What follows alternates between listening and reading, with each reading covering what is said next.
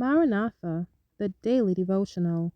The reading for today, March 14th, is entitled Physical Health and Noble Thinking. 1 Peter 2:11. Dearly beloved, I beseech you as strangers and pilgrims, abstain from fleshly lusts which war against the soul.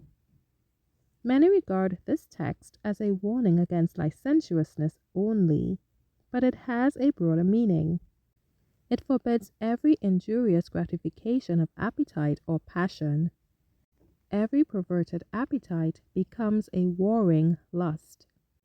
Appetite was given us for a good purpose, not to become the minister of death by being perverted and thus degenerating into lusts which war against the soul.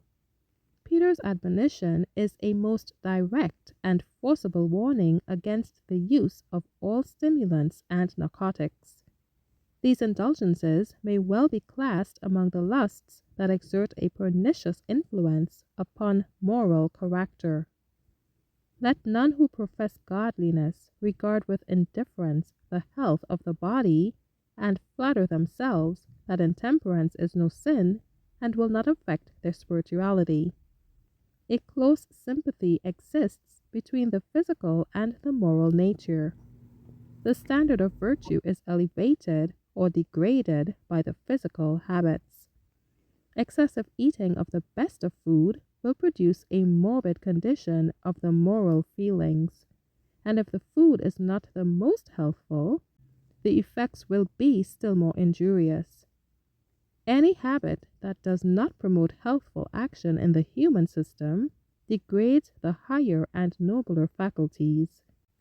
Indulgence of appetite strengthens the animal propensities, giving them the ascendancy over the mental and spiritual powers.